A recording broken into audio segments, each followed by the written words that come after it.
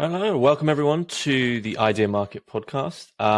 We are joined with, once again, Michael Elias, CEO of Ideamarket, and we're also joined by Cal Aurand, who is here to talk about his new OE. It's a DAO, it's sort of a startup, it's a lot of things. There's a lot of things going on with it called Mustard Co. Or you're sort of calling it the Mustard Verse or something like that. Yeah, it's the mustard. The mustard. Yeah. So before we begin, one thing we should say is that this is a podcast that'll be going out at Christmas. So from Ideamarket, from all of us there, Merry Christmas to everyone. And if there isn't a podcast before, Happy New Year to everyone as well. So Cal, we do have a question which we ask instead of the. I mean, we'll get in because you have a really eclectic and interesting background. But we have a question, which is if you were to design a boot camp, a course, and the purpose of this course is for everyone who finishes it to become as alike you as possible, a course to develop clones of yourself, what would that course look like? Wow. Okay. Well, I would guess, look, the biggest thing for me, and I think I mentioned this a little bit prior when we've spoken, was I really want people to start choosing people over opportunity. And, I just really think that's how we get there, is that so many times in my career in life, I've seen people just kind of gravitate towards what comes at them next, not always thinking about the person next to them. And I just really think the way is to always be thinking of the person next to you. And so if I was to create a boot camp, I would want to create learning skills and examples and moments where we can educate people to want to care more about the people next to them, because I just think that kind of selfishness is rampant in the world. And the more that we can be gravitating towards helping each other, lifting each other up, and then if the person next to you is lifting you up, then that cycle can just kind of move forward in the world. And it's a hard thing. I know it's been to put into practice, because people need stuff and it's tough. But I just think if everyone was to really start leaning into that and lifting each other up, it wouldn't be as tough, and it would be easier then, I think, for everyone to see the opportunity that we can all thrive within. Awesome. I'm wondering what you see as the major barriers to that. Like, why isn't that happening? What makes that particularly difficult right now? Well, I think altruistically, everyone's good, right? I do think that. I'm someone who believes that we're all just kids trapped in human bodies with walls put up through experience. So, I mean, that's like the core of kind of like my belief structure, is we're all 11-year-olds, right? So, I just think ultimately that life is hard. You know what I mean? Like, people get slighted through different things, and unless you're grounded and you have your identity rooted in things other than what the world says you need, then you're always going to be kind of going towards the things that will lift you up versus things that will lift everybody up, right? I think it's just kind of society has, right or wrong, for however we've gotten there, has kind of created this paradigm where people need to get theirs before they're willing to help others. And if we're just kind of can shift that paradigm towards always helping each other, then we'll all get there. And we don't need to necessarily worry so much about getting yours, because the person next to you is going to be worrying about you as much as you're worrying about you. And I just think I know it's idealistic, but at the same time, I think it's possible. You know what I mean? I really do think it's possible. And I think there are entities in the world that are trying and striving to do that. There's many, many books that have been written encouraging people to do just that. And so ultimately, I mean, that's ultimately what the mustard's about. It's that renewed sense of morality in the world and creating tools and experiences and things that will help people kind of maybe see that as an option. That's awesome. Do you want to get more into the mustard right now and explain? I would love to hear more about Sure. how the principles are baked into the platform, because that's a really exciting thing. Well, let me give you some backstory too, just so you kind of understand where it came from. Because it's not just, I'd be lying if I said I woke up and sprung out of bed from a dream and had this vision. You know what I mean? That's not exactly how it went down. Although I wish I could tell that story. It's been more out of need and necessity and just in my experiences, right? So in the short, we all know what's been going on the last couple of years with COVID, and it's impacted the independent film world pretty significantly. Like certainly the streaming markets have become more prominent. Theaters are shrinking. Their footprint, certainly Spider-Man and what's coming in theaters right now is a big deal to kind of show the viability still of the theater market. But ultimately, it's going to be experiential big things that I think draw people to theaters. So ultimately, for the little movie, it's going to be driven towards the home. And, I think the independent film market is still trying to figure out its financing model now that it's kind of changed, right? You can't go into theaters and do, these kind of one-off weekends and stuff to try to get your production money back, to getting yourself into an earning paradigm, et cetera, right? So I don't want to go too far down that rabbit hole, but I'm an independent filmmaker, and I had spent a lot of time in the music world and in the documentary space, and I was transitioning out to kind of really try to create impactful kind of stories that make a difference in the world. And it's not always easy to find financing for things like that because it's impact investing, right? There isn't always a guaranteed return on the investment. It's more about, getting people who care to want to help tell these stories. And as this model has shifted, I was looking at how do we, as creators in this space who want to do good, how do we get our message out there? How do we get around, the agents and the streamers and the big dogs and still create a way to get content out there while at the same time doing good in the world, right? Educating people. For me, that's a younger demographic. That's tweens, teens, young adults for me. Certainly blockchain.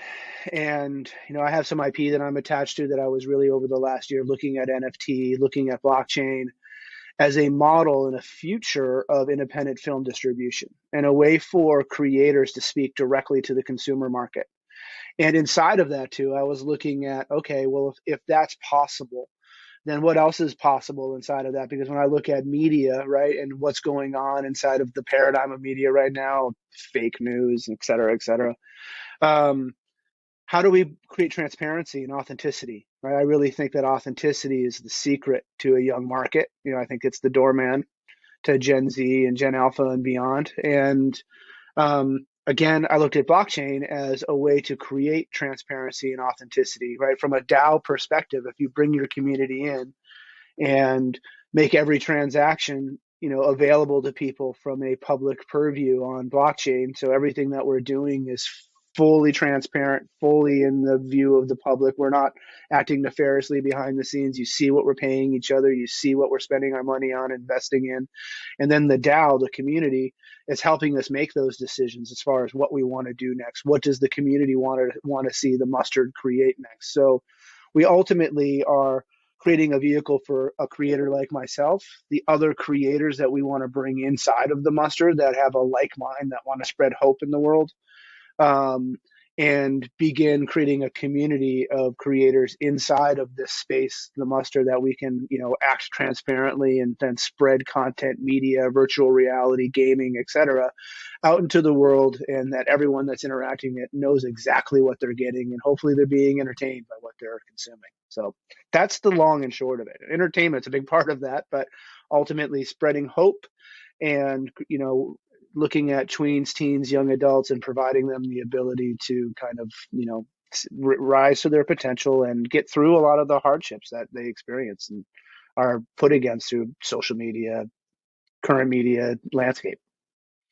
Long-winded answer, I know. There was No. There's a lot to go into. James, go ahead. I was going to say, I mean, when we chatted before, I sort of said to you, I'm on board, and I want to like believe it's going to happen, but I also said that there's also a part of me that was almost taken aback when you said, like, you want to push hope and optimism, right? So you said, people over opportunities, hope, optimism over sort of almost over profits, and the language that we use for those sort of things, right? You start talking about opportunity or profit margins or these kind of things, then people are going to be on board. But if you go into a board meeting, I imagine, and start saying, we're going to make something that's hopeful, or we're optimistic, right? We're not, everyone's sort of a default cynic these days. And it's sort of refreshing to see someone who sincerely takes the stand for, no, this, to say, no, there's still there's still hope. There's still good to be done. And it seems that's what's underlying the whole ethos of whatever's created, is that it has to come from a place of of hope. Yeah, I mean, I would say specifically to that is, one of my advisors and helpers is Garrett Daly, who I believe you guys know. And Garrett ran through a really awesome exercise with me where we kind of, it's something that he's developed with, I believe, Ideamarket, and also what he's doing. And it's just a way for me to kind of personalize and humanize what the mustard is. And I really liked that. So in building it, what I found is, and I don't want to be trite here, but I've kind of built a company around me, right? The company kind of looks like me in the sense of its character, its heart, where it's going. And I'm actually okay with that. In past experiences, I would never say that, from a humility standpoint, whatever. But in this regard, right, I'm actually like, from what I'm trying to say, what I'm trying to do, the company needs to have a human element to it, right? It needs to be, again, I think that's where the authenticity comes. And if someone like me, like you said, walk into a boardroom, start talking about hope, no, people aren't from necessarily, I didn't launch this thing like 6 weeks ago and people didn't just start throwing money at me. So I'm having to have these conversations. I'm having to get people to see who I am so they can then want to look deeper to see what the mustard is. And hopefully they find something similar. My point about all this is that when we were going through these things and embodying, like, what is it that I really wanted it to become, we started to shape the actual messaging of how we want to speak to each demographic. And so what I mean by that is we were looking at the teen market, right? And so if hope is kind of our alpha, it's the one word that all decisions have to come back to. So if a game that we're creating, a unscripted series, a scripted series, a virtual experience, if it's not ultimately creating something hopeful in the world, then it's the wrong decision for the mustard. But further than that, for a teen market, the teen should be have hope because you can become it. Or actually even the young adult market, the tween market, should be have hope because you can become it, right? That's why superheroes are so prevalent inside of that market. Because you want to give kids the experiences and the role models and the people that they can look to be like, I want to be like that person, so that they can have someone that they can kind of reach for and try to get to that, whether it's their mom or their dad or someone they've met or a superhero, whatever that might be. In that market, it's have hope because you can become it. And then in the teen market, we were all teenagers, high school, et cetera, can be, challenging for some. And, I know there's a lot of factors inside of the teen market and a lot of, different things pulling on you. And, you might not make all the best decisions because you're being, influenced in some way to be cool or to run with the crowd or et cetera. And that's why, our experiences inside of the teen market is have hope because you can get through it. Right. So everything that goes on, and look, I don't want to just say from a hope perspective that everything's going to be fluffy and flowery, because that's not what it is. Because I truly believe that in this market, we have to be getting down in the weeds. We actually have to go into the darkness. So if you're a teen, right, and we're doing an unscripted series about opioid addiction, that's real. But what we're doing inside of it, how that becomes hopeful, is that we show people the way out. We give people the tools and the places and the ideas and the thoughts and which way to inspire them to get through it, right? So that's have hope because you can get through it as a teen. And then as a young adult, right, you're in college, you're graduating college, we force our young people we force purpose upon them, even if they haven't even chosen what their purpose might be, right? You graduate from college, even if you went to college, and it's like, get a job. What are you doing for the rest of your life? You need to decide right now. I've never really found that to be the greatest paradigm for young people. And although it does inspire people to kind of get out there and go, but I would like our content, our experiences inside of the young adult market is have hope because you are it, where we can inspire people to have the confidence that they don't necessarily have to be looking at what everyone's telling them. They can kind of, at this point, hopefully they've been able to discern some things that they want to do, some things that they're passionate about in their lives, and they have the confidence to actually get out and go do it. And we want to be creating virtual experiences actually to empower some of that too. Where we're actually creating virtual experiences that are teaching people how to interact in the real world and empower them in the real world. from being inside. I don't want people just to disconnect and live inside of a virtual experience. I want people to thrive in a virtual world so they can apply it to the physical. Awesome. Yeah. Like I love the idealism, and one of my favorite aspects of what you're giving people here is the parts of idealism that have an impact, that are effective. Like there's a sort of a vein of cynicism running through culture right now that sort of says idealism and practicality are at odds with each other, that idealism and effectiveness are at odds with each other. But I think more and more people are seeing that that's not true, that it's the kind of radical optimism and hopefulness that gets things done in a way that cynicism and pessimism and resignation cannot. And I just love that you're like helping to bake that into young people. Yeah, I mean, I'm just passionate about it. I've done some deep dives in the celebrity world and sports and music, and I'm so thankful, and I've learned so much, and I'm still inspired by all of that stuff. I miss it on some level, but I can't get away from the fact that way the world's going right now, that we really need to be leaning in towards young people. I just think it's so important. I just truly feel when I look around the world, I see adults yelling at each other, disagreeing with each other, and tearing each other down. And I don't know, man. I get there's a lot of crazy stuff going on in the world, but I think conflict has to be resolved by coming and sitting next to each other, looking at each other, and making the decision to love each other when we sit down first, even before we get to know each other. Right. And that's how lifting each other up. That's what it looks like. So if you make the decision to love each other before you even know each other, then regardless if you have disagreements, you don't have to like each other necessarily, but you got to keep loving each other. And so inside of that, right, with young people, we have to be giving them hope and inspiring them, because they're the real future, right? And if we're indoctrinating young people, if we're just trying to force them to be more like us and not creating free thinkers and not teaching them to be empathetic human beings, then we're failing as adults, and our situation will continue to get worse, not better. 100%. 100%. I have heard from friends who are younger than I am that, the next generation of adults is feeling particularly despondent and just existentially lost and confused, because growing up as a millennial, we at least sort of had, institutions had an appearance of reality and authority. Mm-hmm. And that has eroded so much over the last 10, 15 years that there's not even really a question anymore. And young people growing up have no real models of authority that deserve the title. Yeah. Well, thank you for setting up the mustard perfectly. Because pleasure. That's its intention, right? Is to be the opposite of that.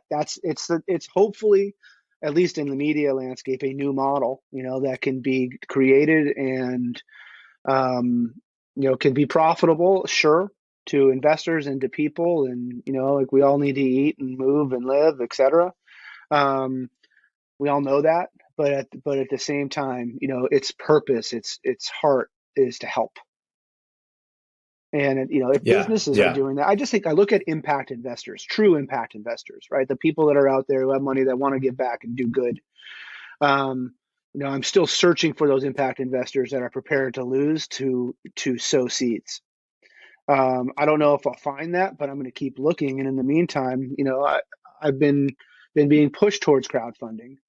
I've always been a little skeptical of crowdfunding, only because I've just been trained and looked at life as nothing is free, right? And I also understand that with money comes a huge amount of responsibility. So if someone gives you $1, you need to be, really thankful, appreciative, and make sure that you do the right thing with that $1. So at the same time, I know the intention of the mustard is okay. So I'm leaning into maybe going into blockchain crowdfunding and other crowdfunding areas to just kind of create the seed to get going so that we can prove it on our own. And then the investors, the impact people can, will want to come underneath us because we've already proven what we're doing, what we're about. And our community is saying yes to it.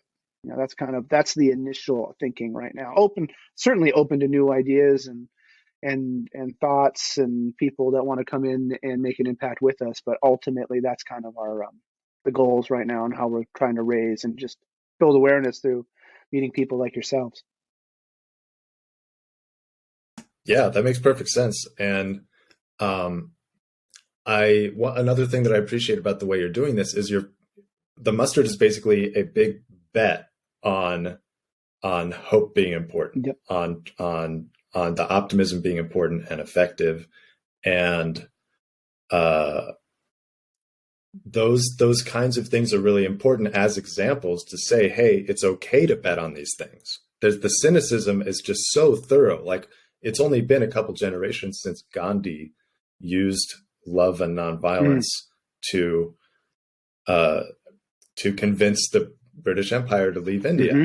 And so there's not really a scientific basis for doubt in the forces of these kinds of positive love-based solutions.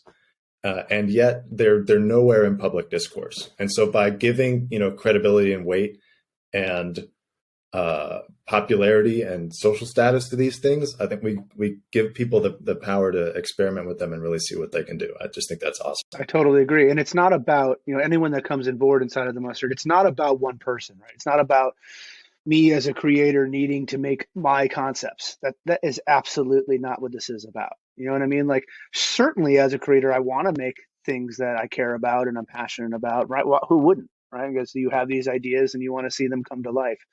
But again, like, in my career, I've been able to be a creator and an executive. I've kind of worn both hats, essentially, a decade in both arenas.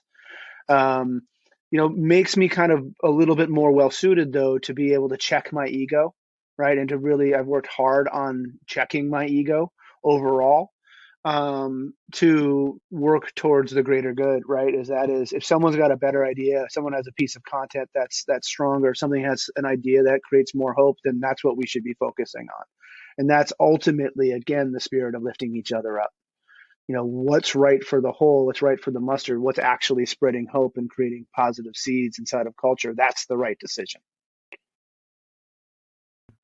Was there a tipping point when you realized at a particular moment, like, this is what I have to focus 100% of my attention on and make real? Was there a particular moment that you realized that this was such an incredibly core principle for you?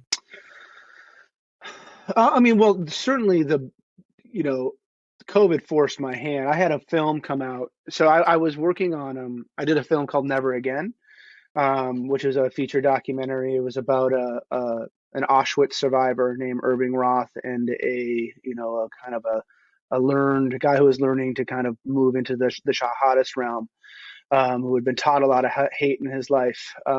And so I was really passionate about this film, right? And we juxtaposed these two guys, and basically we're using it as an example, my first example into the world, from a content perspective, to be like, we can unpack the things we've learned in our life, the hatred that we've been taught or we've experienced, and repack it with the things that matter, which is love and lifting each other up. And these two guys who really should be at odds were able to do that. And they were an example because they were able to find love and see each other and actually unpack all of the hatred that they'd learned and experienced, and just saw two people, right? And I just think that's so beautiful. Now, to answer your question, that came out in theaters last October, and basically 7 people went. And so, again, spreading hope isn't, like you're saying, it's just not only did COVID throw a damper on that, but culturally and, raising and finding the vehicles for distribution for these things aren't necessarily easy to do. And it was really that kind of realization, that anxiety about the future, that, and I had a moment over 3 days where, early on, really in kind of March of 2020, where I just was kind of like, whoa, what happens now? You know what I mean? Like, this mission, I feel like I'm just getting started. I feel like I'm at a point in my career where I'm finally capable to really go and accomplish these tasks, and the world's falling apart. And that's when I really started looking at future tech, and that's when I really started leaning into, and also NFTs were happening, right? And NFTs just make sense to me. I know a lot of people go, I don't get it, but to me, it's just a digital piece of merchandise, and that can be gamified and traded. And I like this stuff. I'm always reading about this stuff, and I just saw opportunity. Honestly, I just saw that technology, even though it is probably one of the true isolating forms in our world right now that's pulling people apart. If we look at it properly and actually flip the paradigm again on tech, we can use it to empower people because it's becoming so powerful that we can actually use it the right way, right? So not to sell the farm, I'm going to tell you an idea I have about a farm, right? And, we might make this idea, we might not, and I hope I'm not giving away too much here, but it's okay. Again, transparency. For instance, right? So as, let's say, the metaverse continues to grow and people now truly can choose between, living inside a virtual world or a physical world. You can actually go to work in the virtual world versus the physical, et cetera, right? People will literally, in my opinion, within 5 to 10 years, have the options to how they want to go forward.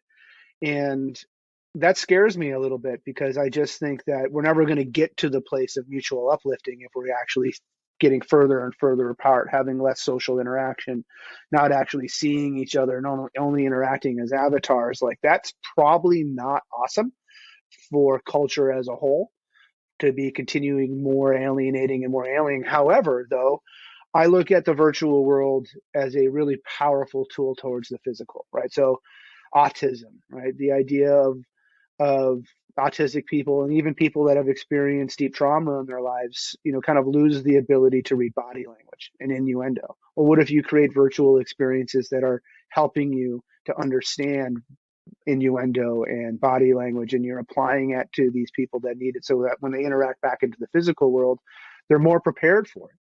Or you're building a farming game that's pure gamified, right? That you're learning, it's attached to real climate science and nitrogen levels and soils, and it's a game in the virtual world, and you're actually like tilling soil and making things grow, and everything that you grow turns into a generative NFT that's completely unique that you can sell and you can trade.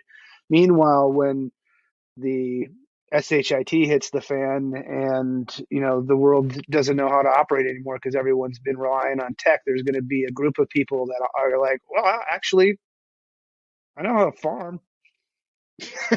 So this little game that they were playing in the virtual That's world, a great idea, actually. Apocalypse prep as a game. Yeah, but that earns you money before the apocalypse, and so that people it's do cool, it. and you're spreading hope and joy with generative flowers that you grew in your virtual farm, and it's a community-driven thing, but you're actually learning real tools. That, to me, is what the metaverse is about. That's what the mustard wants to do. Not only does it want to make, look, when I was 13, I watched some kind of cutting edge films in the early 80s that were about metaverse. And so when I was about 12, 13, I've been thinking about this. It's just the tech was never there. And now that it's here, I have all of these ideas I've been saving since I was a kid to kind of apply into it. Like, we can create, you can be Indiana Jones, in the virtual world. We can do so much there from a storytelling perspective that I'm really excited about the future, as long as we're doing it and treating it the right way. Because, Resident Evil 4 was just the #1 virtual game in the world. And I don't know if a 10-year-old picks up his Oculus and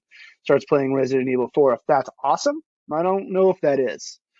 So I would like some alternatives in the world where maybe that 10-year-old can put on his virtual device and till some soil and learn some skills.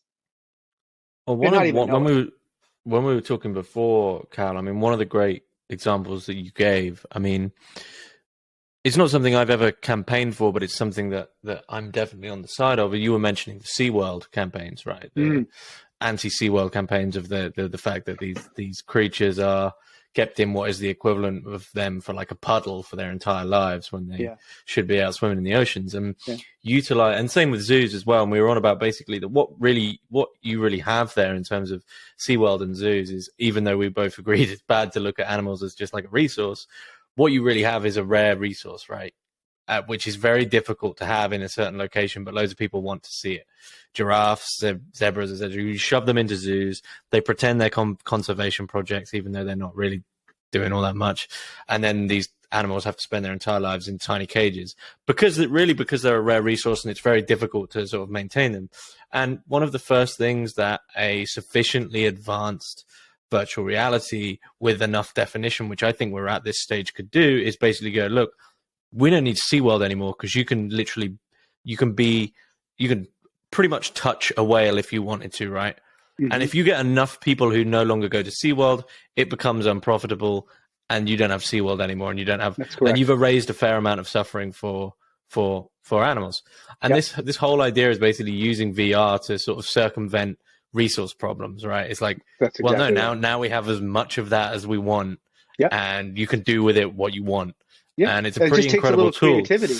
But as we were saying, the deep sort of sadness of it is, we both agreed on this, is that when the metaverse was first announced, in terms of Zuckerberg's metaverse, which seems to be the big Leviathan type one, is that Fifth Avenue commerce. Yeah, it's clear that from all the adverts and the way he's spoken about it, he sees it basically as a giant virtual shopping mall for come in here and you buy some shirts and you buy some goodies and you deck out your house. And it's like, as you were saying, the immediate thing that you saw was, you're using this technology wrong. Like, this technology isn't for that. You can do that now on Amazon. You can go buy a load of shirts.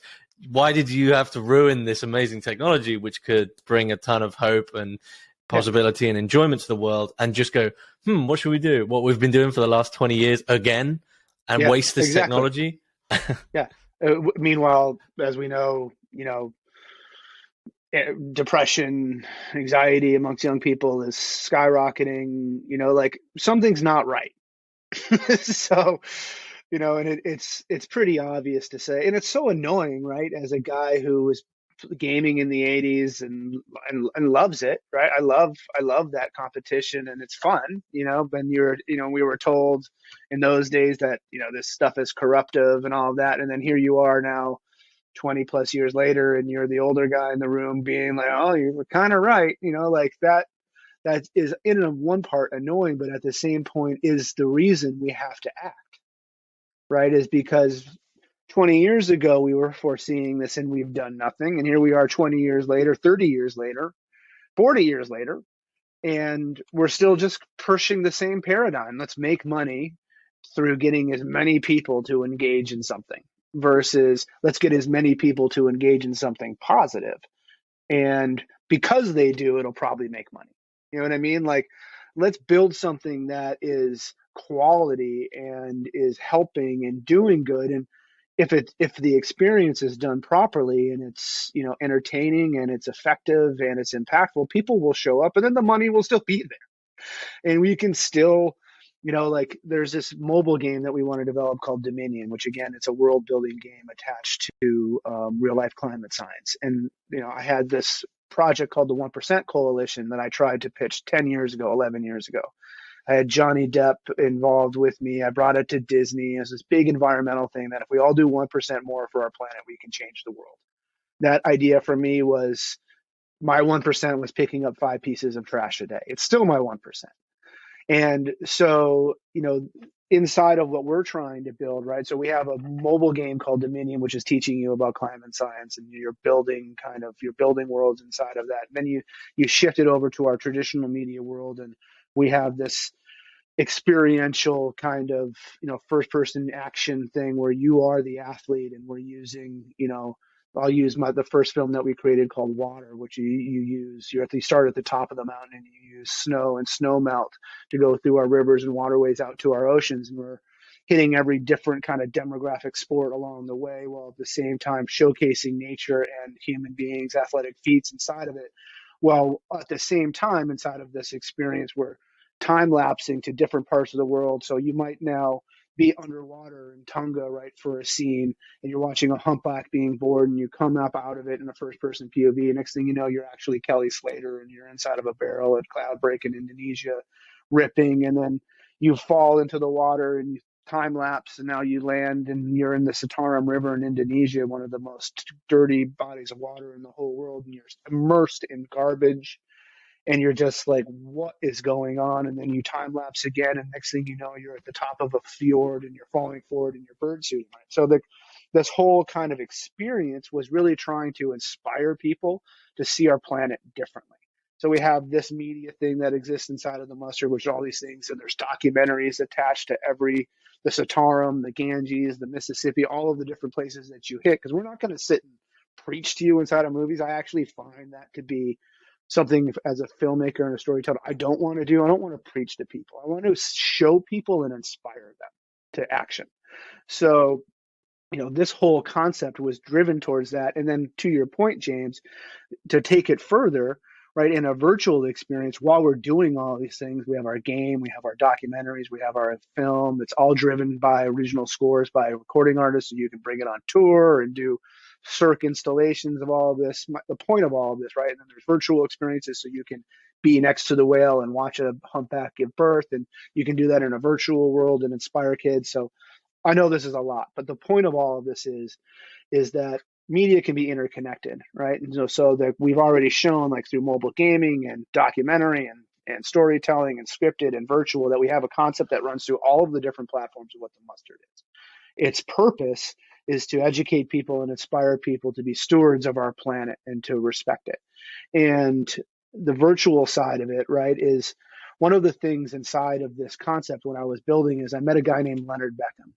And he was a university professor at Stanford and Palo Alto, and he was an advisor to the Clinton administration in ecology. He looked at me and he was just like, I love your concept, but how do you quantify it? How do you actually show, so ultimately one thing I'm leaving out is the purpose of it was we wanted to educate people 11 years ago about plastic in our ocean and the gyres that were forming in these, plastic garbage heaps that are building in our oceans. We wanted to educate people about that because they didn't know. And his response to me was, how does some kid who is poor living in the inner city, why does he care about a piece of plastic? And it really lit me up in the sense that you're right. Why would you? Right. So to go full circle here, in a virtual world, if we're showing people, these people that might not have the ability to have these experiences themselves, whose parents might not be able to take them to Hawaii or to the Caribbean or whatever.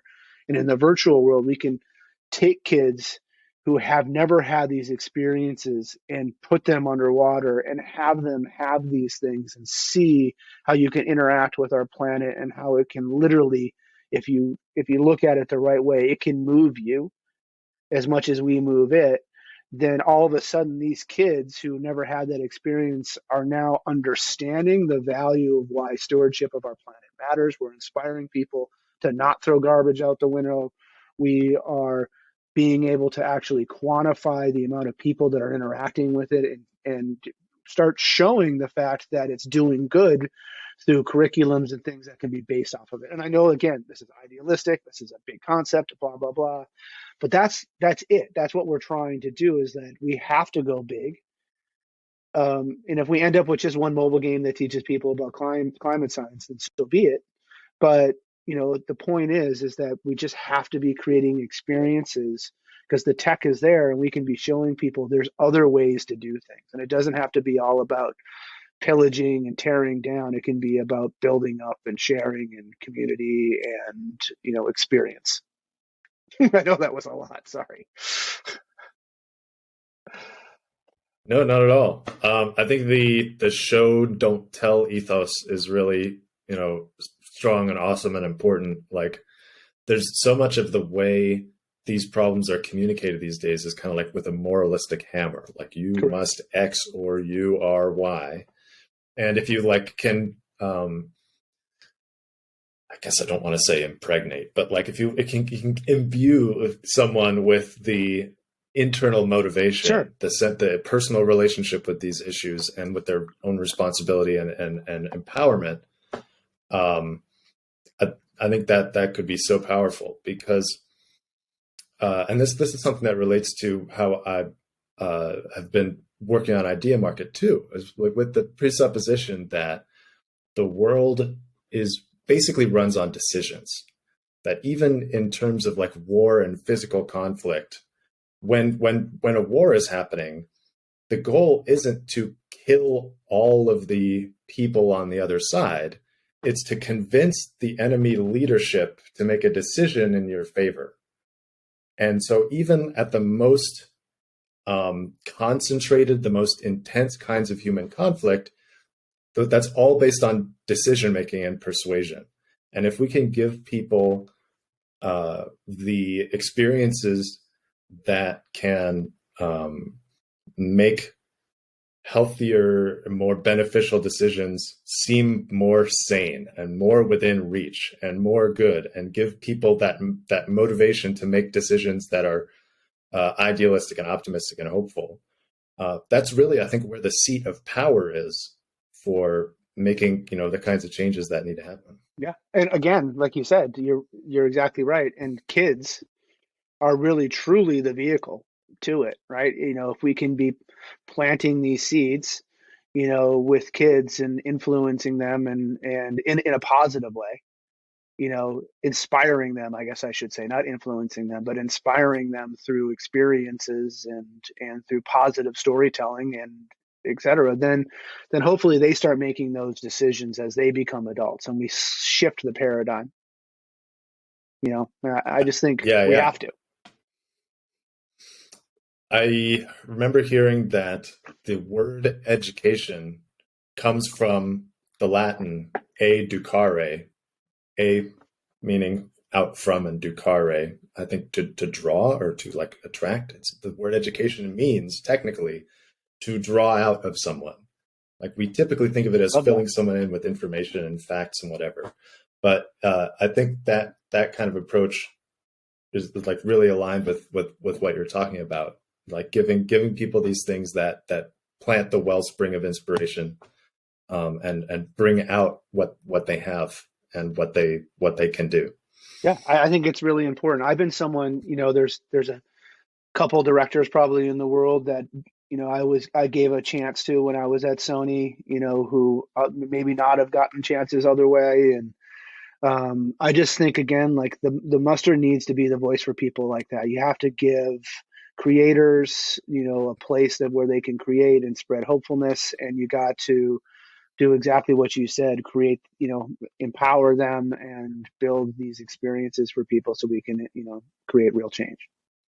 Yeah, this distribution rails for optimism. That makes perfect sense. Why should the cynics have all the fun and all the power? I mean, that's actually, I've never really thought of it that way, but that's really well said. You're right. Why should they? And why do we allow it? Yeah. Meanwhile, when all of us sit at home, really looking at our families and our friends, wanting things to be good, why do we sit and allow it not to be? Exactly. That's such a core frustration for me too, that we have all this power and all this ability and all these resources, and they're sitting basically within reach, like an object on a table, and they could relieve the suffering of the people in our lives, and they're just not getting used. Mm-hmm. They're just not getting done.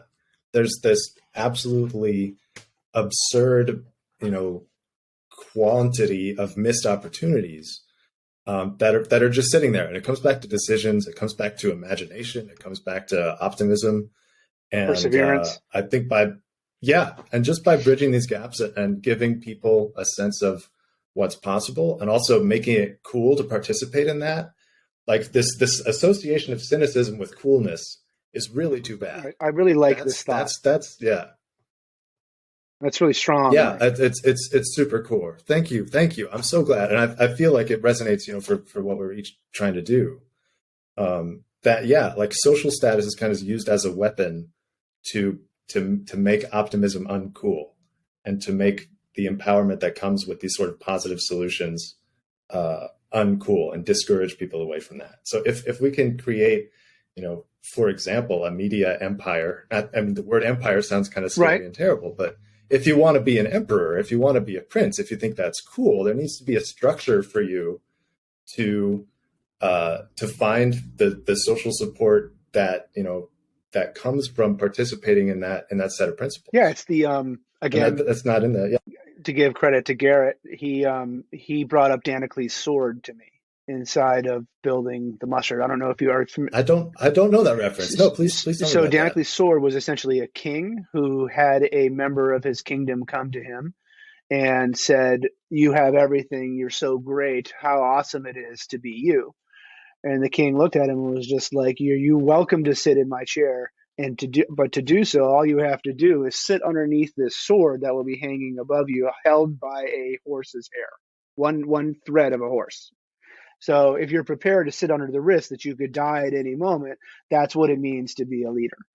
And I really like that idea. There haven't been many things in my life where I've actually said I'm prepared to sit underneath that sword, except for the 1% Coalition and the mustard. They're really, and just my, obviously my family and my child and just kids in general. I will sit underneath the sword for any kid, but ultimately that's what it's about. That's what the mustard means to me. It means that much to me.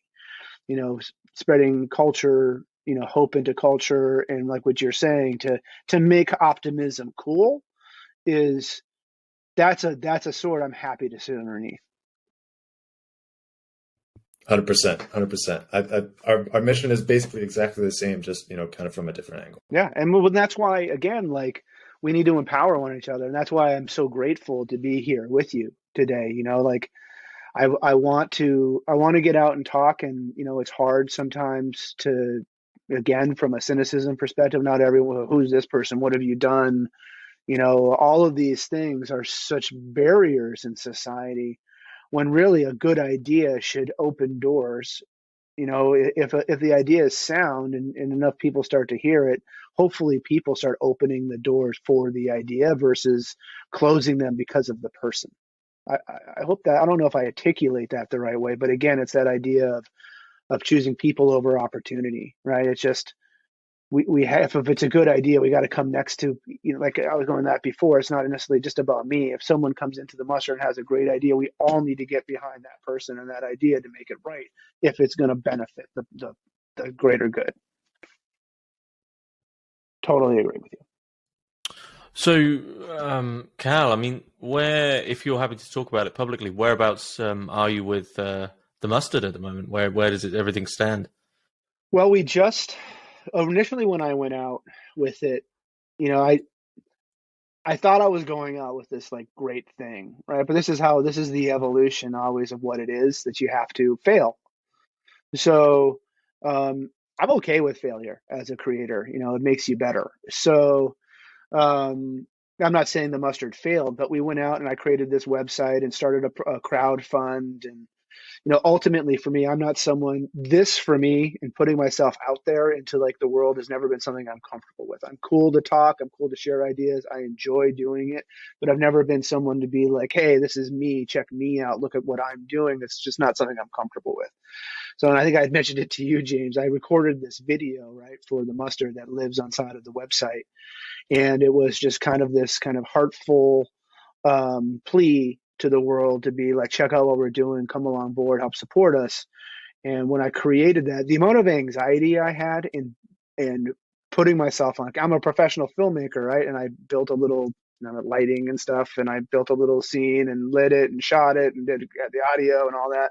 And to hit submit on that and to actually launch the mustard for me was literally like climbing Everest. And the feeling I got and the rush of fear and everything that kind of went through me as I hit submit ultimately told me I was on the right path, because I was so afraid of putting it out there. So I put it out there probably about 6 weeks ago, right, and launched this thing and built a little blast on Twitter and Instagram. And I've attracted some people and some interest. I attracted a couple people initially that are now team members with me. Because they just got in, they just saw the vision. And that ultimately, to me, even though it wasn't this giant windfall of investment and all that, I'm actually okay with it, because through these couple people that came on board, we've been able to really refine and define what the mustard is, to the point where I can sit in forums like this and talk about it. So we launched a new website this weekend, actually. So there's a new website on themustard.co that actually, the initial run was more of like a, hey, this is the idea and this is the heart behind it. And now it actually, if you land on the mustard.co, you actually see a business that has potential to actually happen. And so what we've been doing is, sure, the hopefulness, all of these things that we care about as human beings that we're trying to put out into the world matter. But I also do understand investing and ROI and how these people want to kind of come on board. So building a transparent multimedia DAO, that's what we're trying to build. That's where we're at right now with the mustard. Everything else aside, if you're an investor and you want to look at independent film and the models of what distribution looks like, and cutting out the middlemen and being able to go direct from the creator to the consumer, and you see that as the future, and trading in tokens and living inside a blockchain and transparency, then you should be investing in the mustard, because that's what we're going to build. It just happens to be at the same time, while we're building this multimedia entity that's transparent as a DAO and community driven and, a positive place, we also have a mission, right, to spread hope. So that's where it's at right now. And so we're about to relaunch it. We're looking for, ultimately, I'm looking for a CTO that wants to come on board with us, that, shares our vision, that can, really help us take us and solidify us into a blockchain world and cement our DAO. Where we are looking at some partners already, and some entities that already exist that we can just create our DAO, Juicebox, etc. So that's where we're at right now. I'm still evolving and growing and looking for investment. I have 5 pieces of media. I've got a game, 2 or 3 games that we've conceptualized. We need some investment. Ultimately, we need some money behind us so we can start proving it, so that we can start building these games and experiences and get our CTO involved and, start bringing it to market. Again, I know this is a long-winded answer that basically says we're nowhere, but we're growing and we're defining who we are as a culture and a vision, so that when we actually get money behind us, we don't fail, because we'll know exactly who we are and what we're trying to do. And I think we're there. I think we're ready to actually start receiving funds now, and so we might start a crowd fund inside of blockchain.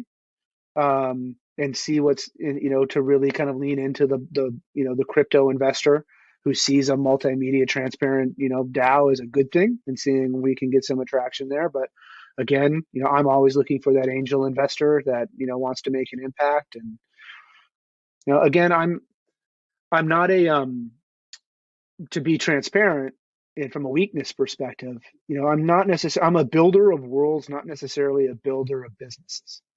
I'm just not geared that way. I've never been driven towards wanting to be rich or to make all the money in the world. I'm honestly, truly, whether you believe it or not, driven towards wanting people to love each other.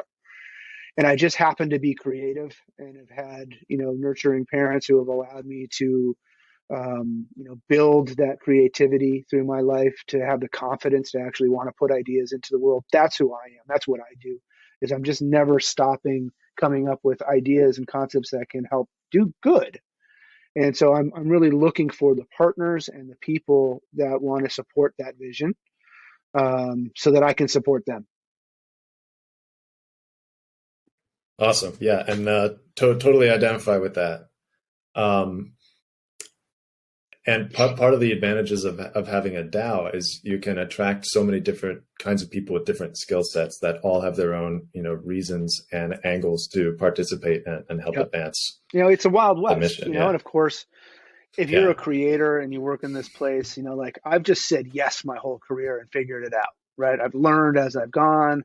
There's imposter syndrome every step of the way. I think if I hadn't gone through all of those times saying yes and succeeding and failing through all of those experiences, I don't know how I would feel trying to create this company, just because of the fact that it's scary, but it's okay because it's worth it. 100%. And it is scary.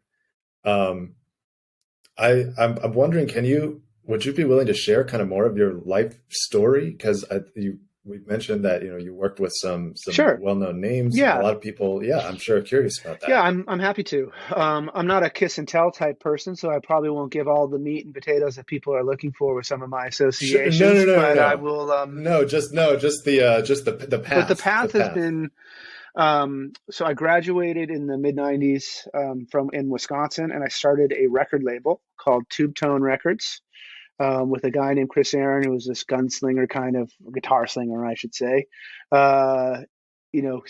Stevie Ray Vaughan type guy, and we made a couple blues records. And you're kidding me? Yeah, may he rest in peace. Actually, he passed a number of years ago. I'm sorry. But he was an amazing human being. He would be right next to me inside of this concept for sure, and he was just ripped. And so I just love music. That's just kind of something that's always inspired me. I was an athlete growing up, and I played ice hockey. And if I wasn't going to play in the NHL, then music was really the only other path for me, based on when I was in my 20s, right? So, I ended up. My dad, bless him, he helped support me and helped me through with my education. And I was 2 years into having this record label. And I was also, it's important to note too, like the kid thing for me, I'm proud of this moment to be able to say this, is that we were a little label trying to like make ends meet, right? So we were like booking shows. Like I was working for beer at that point, basically. So I still needed to pay rent and stuff. So I worked at a daycare. 21 years old, working at a daycare in Madison, Wisconsin, changing other people's kids' diapers. I didn't really know too many other 21-year-old dudes who were doing that. Why I bring that up is that it points to the fact that that's what kids have always mattered to me. And I couldn't think of, as I was trying to do this, I couldn't think of anything that would inspire me more than just to be around a bunch of kids. So I ended up working in the kindergarten room for a while, and I was the guy who got to hang with his arms out while I had 7 kids hanging on me and be the, the robot dude walking around the room. It was awesome. I loved it. At that time though, my dad was like, "Hey, would you mind getting a real job? Kind of like paid for your education and stuff." So I went on this whole, was interviewing and stuff. I ended up taking a job at Xerox in Connecticut for the absolute wrong reasons. I took it because they paid me the most money. My dad was a printer. It was in that lane. I knew that was probably make him happy. And so I took the job and I went there, and I was absolutely miserable. And was able to, and was actually doing a good job. It was fine. I was in marketing and sales, but I wasn't happy. And like I'm affected by my surroundings, et cetera. And so if I was not good, and I was like, how do I change it? So I ended up convincing them to transfer me to New York City. And my intention was there. Sorry, Xerox, but my intention was to leave. And I was running around during the day trying to do interviews at record labels. So I would like show up as like in the suit, and I actually ended up getting a job at Sony Music, but it took me like 7 or 8, 9 different interviews to different people inside of that world to actually land a job. And the people that were still there after were like, "We didn't hire you because you showed up in a suit," right? So that was the music business. And but I ended up getting a job answering the phone in the music video department at Epic Records in '99, and that was really where it all kind of started for me. And DVD at that time was just kind of coming out, right? So '97 was kind of when DVDs were commercially available to the public. I bought one the first week they were available. I think every paycheck I made, I got at that point, I would go straight to the DVD store and buy movies and concert films. It just was, I just loved it. I just loved that experience. I've always just wanted to tell story and be around story, and loved music. And that's where all my money went. So then when I found myself inside of Epic, no one wanted to do DVD because at the time it was just taking VHS content and turning it to DVDs, right? So it was just a licensing job, really. It wasn't really a creative job, but I saw the future in it. I've always been able to kind of look around corners a little bit in my life. And I raised my hand and I was like, "I'll do it." And so in 6 months, I got out of the assistant chair and moved into a manager position, DVD, and I didn't know it at the time, but I was learning a ton about licensing and rights and all the legal inside of creation. And that, I'm so thankful for that now, because I still lean on that education that I got those days. And I'm not going to, this is like an Austin Powers moment where I'm going to I invented the question mark, but my boss and DVD was still a pretty young thing, and we knew we needed to attract people into this marketplace, since we were just repurposing product. So the powers that be allowed us to buy some cameras internally at Epic, and we started our own in-house production company inside there. And myself and a couple other people became the people who were out shooting, doing on tour with artists, started doing in studio stuff, and we created bonus features on our DVD content. So I'm not saying we created bonus features, but we were definitely one of the major entities in the world that were doing it first, and it really drove us. But it also, for me personally, drove me as a creator and a director and a producer, because now I had a camera in my hand, I'm embedding with artists, I'm learning how to keep my mouth shut and just do the job. And at the same time, I was heading to Sony Music Studios and sitting in edit rooms at night. My boss was was pretty tough guy at the time and really demanding. And, we were doing, you'd be up for 48 hours, in an edit room, making stuff happen. And like, I didn't realize, even though I was miserable at the time, how thankful I am for what that work ethic and that kind of like brazen and fire did to me and for me. Later in my career. So again, that went on. Now I took from basically 2000 to 2007, I was the head of DVD production for Sony Music, and I was across Columbia and Epic Records. So I did all of the concert films for whether it was Destiny's Child or Beyonce, Shakira, Jennifer Lopez. Worked with a lot of young bands too, Augustana, bands like Incubus, Ozzy Osbourne, Korn, Rage Against the Machine. I touched the line of a lot of these incredible artists, and I'm so grateful, because I was just like a kid from the Midwest who was just stoked to be there, and was just learning a lot and observing a lot. And then in 2007, whether I liked it or not, in that time, Napster also started basically the same week I started at Sony.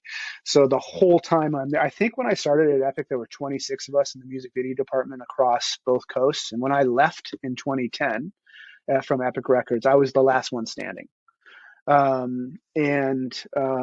had gone through just basically a bloodletting for 11 years there. And it was hard in the music business at that time. And I think I had 7 or 8 bosses, and it wasn't awesome. And now from 2007 to 10, it was still kind of a tough time. Now I kind of took over the MTV music video world. So I was doing the proper music videos as well. Ironically, at that time, my head of marketing and our president at my company, they didn't get along too hot. And the reason I bring that up is when I was in high school and when I was in college, I wrote a lot. I did a lot of poetry, even though my wife, if I write her a poem, she'll slap me. But I like poetry. And so I was writing a lot of poetry and short stories and stuff. And I had always really loved creating and writing. And I did it as a hobby more than anything else. But now here I was stuck between two people going like, don't do this, do this, don't do this, do this. And so I ended up taking all of their concepts and then started writing my own music video treatments and then bringing it out to directors and basically telling directors, this is an educational document for you. So if you want to take it and transform it into your own, vision, please do, or come up with an original idea. But if you do this, it's probably going to work out for you. And it was actually a really successful, because we ended up making a lot of, videos that worked, that were successful for everyone, was happy with it. But ultimately for me, it got me writing, and it got me back on the creative path, out of the kind of executive producer path I had been on. And I started to have confidence again as a creator. I'd been directing and shooting, and now I'm writing again. And in 2010, Sony made the decision to go freelance and basically gave me the opportunity and a parachute to leave. So I did. And I started Upper Falls, which is the company that I'm at now. And that first year at Upper Falls, I developed the 1% Coalition, which I shared with you earlier, brought that to Disney. And then I got a phone call from Sony because I left in good terms, thankfully. Hopefully I'm a decent enough person to be able to do that most of the time. I got a phone call from a friend at Sony, was like, hey, will you go out with this band called One Direction? They're from the UK. They took 3rd place on X Factor, boy band. And I was like, hell no. I don't want to do that. That is not who I am. I'm a deadhead blues guy, who that's just not my lane. And but it seemed like a good opportunity and it was fun, and so I did it. So I went out for 10 days with One Direction, and I am so glad I did, because that turned into 4.5 years. Whereas their official documentarian and photographer, we went around the world 3 times. I was able to. I didn't actually work for the label or management. I worked for them directly. They ended up hiring me directly, and kind of, I was kind of like the naughty uncle. I was sometimes a mentor, sometimes an advisor, sometimes just a friend. I would say today I'm a friend. I have a lot of love and admiration for those guys. They went through. I was able to have a fly in the wall seat to an anomaly in culture. the juggernaut that they were. And, I'm proud to say who they all are as human beings today. And if I had a little bit to do with that, then I'm proud of that too. That, I still have a relationship with all of them today, but, that relationship, Harry Styles and I were pretty close. And he ended up inviting me along for his first year as he transitioned, and I was his documentarian for his debut album. Was there with him for the recording process, through all of it, documenting the recording process, doing photography. So his liner notes for his first record, and the documentary that came out was a collab between myself and another production company that did the live stuff. Super amazing. I have a lot of love for Harry. He's done incredible things for me personally, and I'm proud of what he's doing. He's someone out in the world spreading kindness, and trying to be a good human being, doing good things in the world. So I support him always. At that time, though, I had a 3-year-old. My wife and I got pregnant during the One Direction years for those 4 minutes I was home. And so now I had a 3-year-old, and those guys, Harry especially, was involved in my life and knew my son, and made the decision, a really hard decision, to walk away from that, and to leave there, and to be a daddy, and to come home, and to try to find new avenues. And I was starting to change a lot during this time too, as a dad, right? Looking at my son, your priorities shift, whether you like it or not, they just do. And that was, that wasn't easy for me. I'd basically been gone for 5 years on the road, 7 months a year, and right next to the flame, so to speak, you know what I mean? And so that's a hard thing to walk away from. I would be lying if I said I don't miss it still. Because it's an incredible thing to experience. There's nothing like it. But I ended up, I know you can't make this stuff up, but I ended up, Harry and I watched a lot of football together. We ended up going to a Packer game. We met Aaron Rodgers, and then Aaron, right around this time, wanted to do a documentary too. So I ended up getting a phone call from him, and I then embedded with him, much to my wife's displeasure, because I had just gotten home, and I ended up embedding with him for a season and did a lot of documentary work with him. And we ended up traveling the world a little bit together. We went to India and met the Dalai Lama, and we went to Africa, did mission trips, and a lot of that was about, he and I were talking a lot about what we're talking about integrity, about honor, about positivity, and loving each other, unpacking the things we learn, repacking it with the things that matter. A lot of those buzzwords that are kind of part of my vernacular now were being developed during that time. But it was also, and I know this is like a huge name drop, but it's true. So when we were with the Dalai Lama, I was excited to go and do that. It's such a unique thing, right? We were in Dharamsala. We were personally escorted there from this guy named Lama Tenzin. Lama Tenzin is awesome. He lives in Anaheim. He's like the Tibetan ambassador to the United States, and he loves the entertainment world. He was, he's a member of the Beastie Boys, essentially, because of their Tibetan concert in DC. So he's just an awesome guy. Super, and he's a real, he was born in the palace.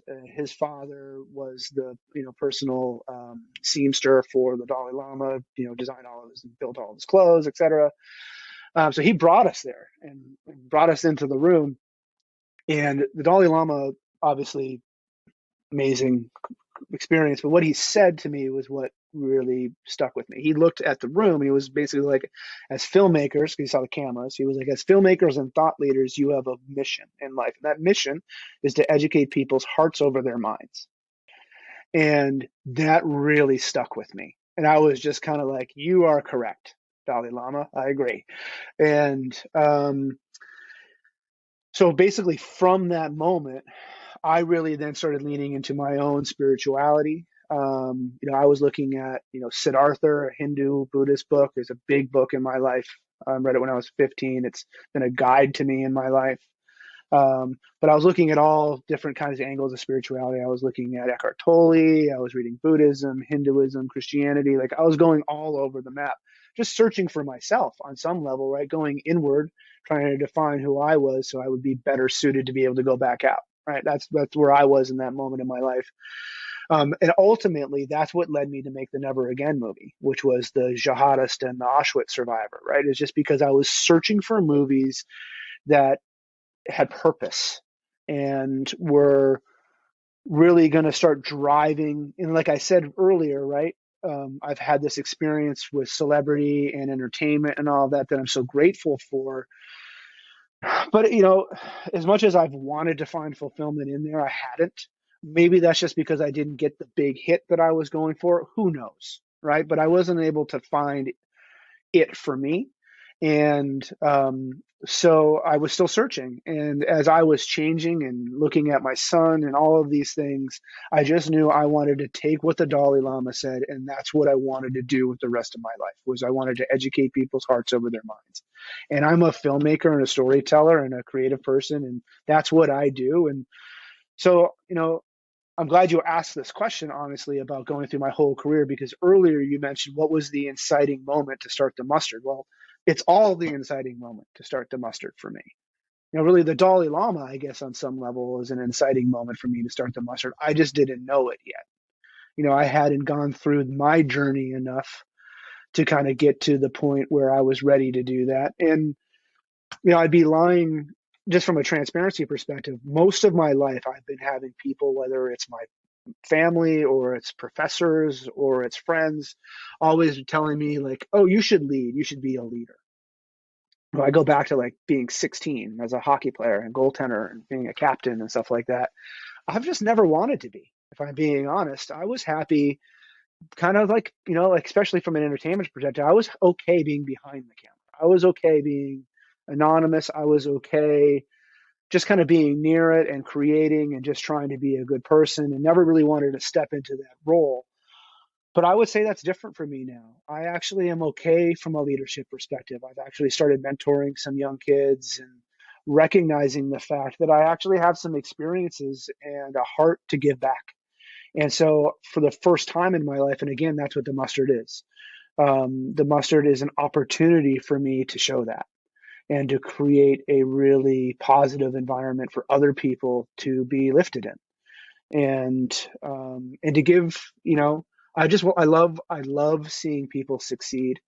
And I just think I wish more people loved seeing other people succeed and playing a role in it. Again, that's what it's all about, right? That's the internal structure of the mustard will be geared towards seeing other people succeed, whether you're an employee or a creator within it. We want you to have hope, even as an employee, to be able to see that if you're in every single role, whether you're an assistant or a president inside of an organization, you matter, and that there's a path for you to get from one to the other. All of this stuff should matter to people, and it just doesn't, but it matters to me. And so this whole experience, this whole journey has kind of brought me to this moment where I can educate people's hearts over their minds, create a positive space for people to create it and spread hope in the world. I mean, that's pretty much it. Now, one of the last things I'll say is, my wife is my polar opposite. She is in this business too. We met at Sony Music. She's an agent in the glam space. And, where I'm kind of the touchy-feely softy, she's the New Yorker, kind of tough edge. And I'm so thankful for it, right? Because we round each other out in a lot of ways. But one of the things she said to me, and it's one of the things that's been driving me forward to the end of this long-winded talk here, is she's been saying to me, it's been fun to see you chase purpose, creating opportunity, versus what you used to do, which was chase opportunity, searching for purpose. And I'm super proud of that, the fact that I've been able to do the work on myself to get my wife to the point where she's looking at me that way. That means a lot. You know what I mean? Oh yeah, that's how you know. Yeah, and That's how like you know. as parents, as a father, as a husband, and these are things that matter, right? Like if I look at when people ask me now today, like what is my most important job? My most important job is fatherhood. My second probably most important job is being a husband, and then everything else that comes after that. Because these are the things that really matter. And then that's part of the shift. And now that I'm at that place with my wife and within my own family, I actually have the confidence now to actually be a leader beyond just for them, but to step into the role that other people have been telling me I should be in my whole life. I just wasn't there. I just needed these experiences. I needed to fail. I needed disappointment. I needed all of the hurt and all of the things that have happened coupled with all of the positive stuff. I needed all of that to happen to get here. That's why Siddhartha, I'm so thankful for the book of Siddhartha, right? Because the book of Siddhartha taught me when I was 15 that life's a journey and you have to go through the whole path. If you're not familiar with the book, it's an awesome book. And ultimately, it culminates with him sitting next to the water, realizing that the river embodies all life, that the good and the bad, it's all together. And that ultimately the good and the bad together is what makes life so great. And that's why, when I look at things that are going on in the world, whether it's race relations, etc., that we should just be looking at each other as differences in culture and different ethnicities, different cultures, all of which are unique, all of which are beautiful, and that we should be championing all of them and not pointing and saying one's wrong and the other is right, etc. We just have to stop doing that. We have to start lifting each other up and loving each other. And again, like to go full circle, that idea of if we sit down at the table of conflict, knowing that we love each other, even though we might not like each other, we might be able to come to a compromise based on love, based through love. So yeah, and that's a lot, I know, but that's the no. Loved all that. Loved all of that, and I made a little list because I want to just share some thoughts that came up during cool. that. First, starting with the last thing you said, this arriving at a compromise based on love and through love. I think compromise is actually maybe underselling it. That love is actually what opens up this extra depth dimension of mutual achievement. Like there tends to be ways to satisfy all the needs in ways that we couldn't have imagined in that direction. That's kind of the Gandhi thing. And then I guess it's a good transition to the other thing that I want to mention was I'm noticing kind of a potential connection between this passion for seemingly impossible reconciliations. Like you did the film about the jihadi and the Auschwitz survivor, which, by the way, I'm a grandson of Holocaust survivors, of Auschwitz survivors, so I know a thing or two about that. It's I won't get into it, but that's a whole different topic. Personal... We can talk about it some other time. Yeah. But what I will say about that, because I don't want to cut you off, is that the guy that I met, Irving, was one of the most inspirational and positive human beings I've ever met. Knowing what he's been through, to then know that about him and to see that in him is also an inspiration. That no matter what you're in, no matter how bad it seems, stick to the journey. Yeah, that's wonderful. We should talk about that. I want to try to blitz through this real quick first, though.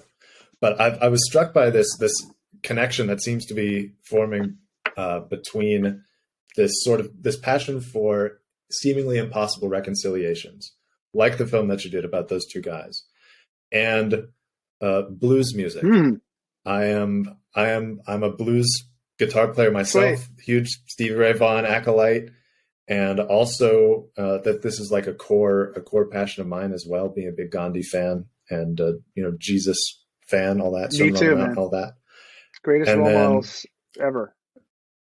Yeah, 100%.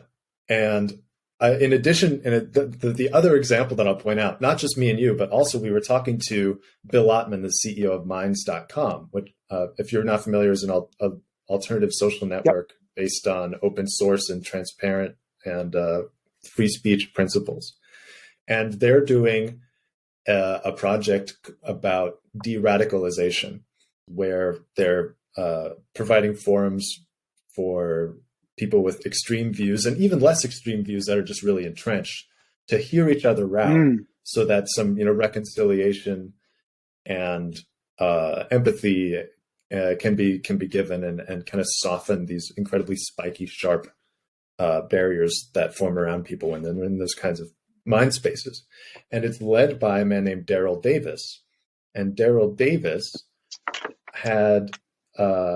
is a Black man who had befriended some 200 Ku Klux Klan members, and through the course of their friendship, convinced them to give up their Klan membership. Amazing. And so he's been through the ringer on this, and so he's leading this initiative with Minds, and he's a blues musician. Sweet. Yeah, I love it. So like, there's some kind of interesting, potentially potentially spiritual connection here between those things. Not to go into that world too far, but I've cried twice. And music has made me cry twice in a live experience, and it was Babatunde Olatunji, the African drummer. Just that experience culturally for me was like, blew me away when I saw that as just like a young man. It was just so awesome. Plus, I just love rhythm. And Buddy Guy. Yeah. I went to a Buddy Guy show by myself at the Beacon Theater in New York while I was living there, actually, while I was working for Sony. So I wasn't like a young dude. I was in my mid-20s, late 20s. I remember just sitting on the aisle at the Beacon Theater watching Buddy Guy, and just that. It's kind of like what we're talking about. It's what makes blues. Blues is so real. It's so emotional. It's so like, I know it's just 12-bar blues, and, music people tend to hate on it a little bit because it's simple or whatever. But that's what makes it great. And that's why every other piece of music is derivative from it. It's because it is the soul of music. Yeah. And it's education of the heart. Given that it's all about the simplicity, the simplicity of the blues kind of limits the extent to which it can appeal through the intellect. The measuring stick of the blues is the heart, and I think that might have something to do with I love that thought. You're totally right. I mean, if we had this, if we kept going the conversation, people get really bored because we just sit here and agreeing with each other. I wouldn't be bored. But I'm with you. Let them complain. They know my email address. Well, music, music is like godliness, right? I think it resonates inside of a world that's really powerful. So, that's why, good music can affect people 100%. Yeah. Yeah. And if I may share something personal, I am, figuring this out. I grew up in an intellectually oriented family, and also an extremely musically oriented family. My mother was a world-class French horn player. Cool. And so I got a lot of exposure to both of these worlds. And when I was in my 20s, my 20s were real rough. And I tend to solve problems by intellectualizing them and like figuring it out. Cool. So my 20s were a really intellectual decade, and Ideamarket is kind of the fruit of, it just happened to align everything up in a row to result in this at this particular time. But what I really want to do is kind of stop educating the mind and start educating the heart more. I've always felt fundamentally like a musician, and I want to laser beam onto that. Me too. For as much time in my life as I can. Yeah, awesome. You play also? I'm not a music. Like I was too much sports oriented. As a creator. You know what I mean? Because you have to be. You almost as a kid you have to choose, right? Because I was playing hockey kind of all time, year round. I think I had my first 100-game season when I was 12. So I played hockey. Now I'm a 3-chord strummer, and I can hold a simple beat, and I took 6 years of piano lessons. And I understand, one of the cool things for me actually of my time in music and as a documentarian, I've spent a lot of time in the actual recording room, right, in the studio as a fly on the wall. And when I look back on my career, that's one of the things I'm most thankful for, is not the big moments and not the big live shows and the concerts and all that. It's that intimate moment where you get to see the song be born, and the understanding of the theory behind the song, right? I never really took took weight in music theory before. But now I understand theory and why things work a lot better because of my association and closeness to the actual creators in the room and the producers and all that. So like, I loved that. I mean, I miss that so much. You know what I mean? Like, it's just such a privilege to be in those rooms. That's how I feel. That's how I feel. It's like I look back on that with gratefulness because it was a privilege. Completely get that. Like that, you really are witnessing a conception in the real, kind of sense of the term. And I saw John Mayer on your website as someone that you may have, done some work done a lot with John. And excellent. Yeah. I, funnily enough, I don't know his music incredibly well yet, though I do know he's a big Stevie Ray fan. And also he's a great songwriting teacher. I've watched a bunch of his lectures. Yeah, he's a great songwriter, and also just that he communicates it so incredibly well. And something that I remember him saying that I think is very relevant for this conversation is you're talking about, giving people hope and inspiring them, to reach for this high place. And something that he said was in music, there's infinite room at the top. It's not like astronauts where you have 5 seats and you have to be, one of the best 5. In the education of the heart, there's infinite room at the top. So there's no reason to want anyone else to fail or to be jealous of their success. That in terms of wanting others to succeed, I felt that was like a really, encouraging, thing to remember that he said. I'm totally with you. In fact, I actually, I will know I'll know tomorrow. On the 22nd, I have a continuation of my movie, Never Again, where I actually want to go out into the world and go into Armenia, Azerbaijan. I want to look at, Protestants and Catholics in Ireland, black, white, left, right, deniers versus, non-deniers in climate. Unfortunately, the list of global conflicts that we could go through are pretty long. And so I have angel investors, angel funding, which is the group that raised all the money for The Chosen.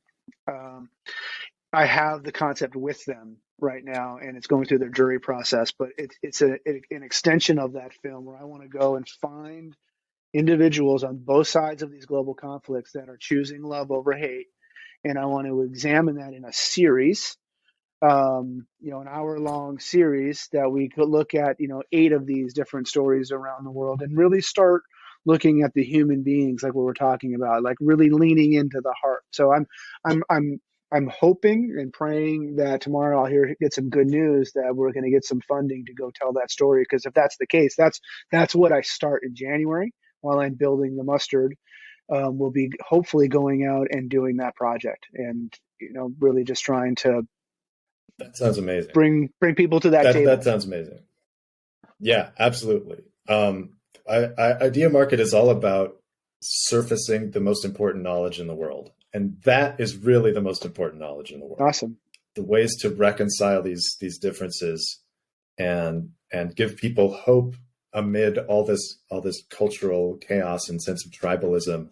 That one of the things we're discovering when trying to tell people about what we're building is there's so much cynicism about society and how ideological groups are so divided against each other that there's not even really a lot of hope for a solution. It's varying levels of cynicism. Well, who will win and how are we going to manipulate this and censor that? There's not really a lot of optimism that there is a way forward. So by demonstrating this in the kind of show that you're describing, I think there's hardly any I can't think of any entertainment work that's more important than that. I'm with you. I'm just trying to, the hard thing for me as someone who's not the greatest fundraiser, is getting the people that can help me, because unfortunately it costs money to go do this stuff. So that's absolutely, musicians, I'm jealous of that, where you can just pick up a guitar, write a song and record it, to go make a movie, you still got to go make a movie. So, I'm grateful and appreciative of the concept that we have it, and I know we can go make it because we've already proven it in the Never Again film. So we have the formula, we know what to do. I actually just met with this guy who is a retired Green Beret who just got back from Afghanistan, who's looking to get into filmmaking world, and we met about this project, and he actually, as an ex-military guy, believes exactly what we're talking about. He's like, when he saw what happened with our pullout from Afghanistan this year, as someone who was on the ground there, what people don't see is the fact that those of us that are on the ground were actually had real relationships with people. We're loving each other on the ground and building and working through the ideological differences that exist. And then so when we just got pulled out, that was really hurtful for him. So now he's someone that's on the backside of that. He's a 48-year-old operator who's like, I know I can't going that way. So now his mission is to get into the filmmaking world to spread hope as an ex-military operator. I love that. So I love that too. Yeah. You know what I mean? So hopefully he actually expressed interest in coming on board inside of this project is called The Many Faces, because he can, with a phone call, introduce me to an Afghan interpreter right now, that, we could begin telling that story, Pakistan, India, you know what I mean? He has a lot of these people. So I'm really hopeful that we'll get some good news tomorrow and that we can, start finding these stories and going out and elevating them. That's amazing. And I think he would bring a lot of credibility to that, because as a military man, so much of the justification for unnecessary wars is this cynicism that these kinds of solutions and relationships just don't work or can never work. Nonviolence doesn't work. Talking doesn't, like, all this stuff doesn't work. It's put in the water, so to speak. And to have him, whose military credentials are pretty much unimpeachable, to come out and say, I've seen this. This really is like, this is the way, a tactical thing to do. This is the way. This is where the effectiveness is. I love it. It's amazing. It's not in diplomacy. It's in people. Yeah. And it's a whole other category of persuasion and of approaching challenges and moving forward. It's the Samaritan, right? It's that idea. Yeah. Like, we all have to be the Samaritan right now in the world, because the person that's walking past the dude in the ditch, right? That's our cynic. That's so alive in the world right now. And so we got to start lifting each other up. We have to, this is the time. We have to start lifting each other up and throwing an arm around each other and limping through the finish line as a populace, or else we're just not going to get there. Yeah. Is there like a coalition that I can join, or we can join, or create, or something that connects people who are into this particular approach? Let's create attitude? it. I don't know if there's a coalition, but we should, because again, like I said, the mustard, or whatever it becomes, it's not about me. It's about us. It's about coming together and driving it. So again, if you want to come alongside and we want to try to build something, I'm with you, because that's what matters. Building it matters. Yeah, that's amazing. Yeah, absolutely. Putting it in the infrastructure, making it a part of the assumptions that's where we start solving. Look, even if the infrastructure of the mustard was being like, we like this, let's build off of this, and we changed it, I'm okay with that. The mustard doesn't mean anything. The mustard means something to me is because it embodies who I am. But if it changes and it still does what it's supposed to do, who cares? You know what I mean? Because if it was just me wanting to hold on to a name, then that's ego and pride speaking, and that's part of the problem. Totally. I want to see this kind of knowledge, this ability to reconcile these seemingly irreconcilable opposites and seemingly irreconcilable people and cultures in the tool set. It has to be in the tool set for how to do it. I think it's this, for me, it's that idea. You don't have to like each other, but we have to love everyone. Like, you have to. Like, you're never going to like everyone, but you can love everyone, because you really can. You know what I mean? Even the people that I still, I know it's a kind of a Christian type vibe, right? To pray for your enemies and all of that, but I do that. And that works. I would be lying if I'm a Christian man. So like, I'm not afraid to say that. And I say that because of the fact that I believe that Jesus is right. Aside from all the religion aspect, I don't want to even go there, because that's not my vibe. But on the spiritual level, love each other, love God, love each other. That's the thing. And so like someone actually asked me the other day, what does the First Amendment mean to you? My response was, love thy neighbor. Ooh. So Can you, go into that? Yeah. so, and I haven't fully articulated this, so I'm just going to be winging this a little Okay. bit. But what I mean by that is that sure, free speech matters, right? And we should be, but what we say also matters, and how we say it matters. And Yeah. so there's just something inside of that. So like when you can say whatever you want, but if you come at it, if you approach what you're saying with love and with empathy and with a the spirit that the person across from you exists and is a human being, is a sensitive person, and is that 11-year-old who's trapped inside of an adult body with walls around him, that person is right there. Like, for instance, right? When you come up to a child, you bend your knee and you come down to their level. We don't do that with each other as adults. I don't get it, right? Like, why don't we? That's because of our walls and because of the fact that we ideologically might be different. But ultimately, if we strip all that away and we're just that 11-year-old again, probably all of that would just go away. They probably have a hug and start playing soccer again, right? If you just want to be a kid and move past all of the nonsense. And so we have to take knees to each other, right? And that's what not liking each other but loving each other means to me. And that's why I love thy neighbor inside of the First Amendment. That's what that means to me, is be conscious of what you're saying, how you're saying it, and who you're saying it to. Be sensitive inside of that. Try to wear their shoes a little bit.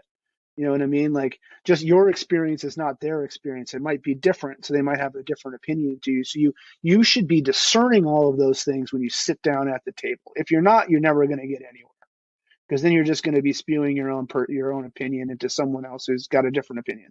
If you're not willing to bend at all inside of your philosophy, then you're never going to get anywhere. So we have to love each other, and that's what that means. So we can sit down at a table and be ideologically opposed, but if we love each other and we start talking through that and we start knowing that your experience might be different, you might have been taught different things, and together we can start unpacking things together and both sides showing that you're learning together. And even if you hit impasses, in those impasses that you can say you're culturally different and I understand and I still love you, then we could find a way. I guess that's kind of what that means to me. Yeah, no, I love that. And I was hoping you would explain that you don't have to like everyone, but you should love everyone. Because that sounds like something that might confuse people, because we tend to, I think in the West, think of like as like the prerequisite to love. You like first, it's less of a commitment, and then you like upgrade to loving them. So if you don't like someone, the presupposition is there's no way you could love them. But that's not an accurate relationship. Right. It seems more like what you're saying is love is not, the premium version of like, but it's a choice about how to relate to someone. Agreed. And that's a choice that's always available to people. And if you take that approach too, that spirit of offense is less, right? You won't get so offended all the time, and you won't be so jaded by everything that happens to you. And it doesn't mean you're not going to be hurt by things that happen in your life, but you can get through it because your identity is not wrapped up inside of that like. Yeah. Yeah. And it affirms, making that choice affirms your agency. Like if I'm fighting with someone and I choose to love them and they insult me, the having made the choice to relate to them in a loving way has some kind of effect that makes me less offended when they insult me. And if there's an insulating, strengthening force. 100%. And when you walk away, right? So if you might walk away a little annoyed in that moment, right? And as long as you keep loving that person, then eventually time helps those little annoyances feel a little less. So then you come back together and you recognize that you love each other and you can get through conflict. Because ultimately, people feel, and they should be allowed to feel, and people's feelings matter. So no matter how they got to that, right? And again, it's through sitting down and through love, and to be able to calmly talk through these things without pointing fingers, and understanding and listening to one another and giving people the space to be heard, you can accomplish things. You can. I've seen it. I've seen it happen in my life a million times. It's how I like to resolve conflict. I want to act transparently, and I'm not afraid to say what I need to say. Sometimes people receive it, sometimes they don't. It might take them sometimes 5-10 years to come back around, and that's okay. I'll even give them that space, even if it hurts, to give them that space, but you got to, because it's the journey. It's Siddhartha. It's good and bad are the same thing. They're in the same body of water together. So, just accept it, deal with it.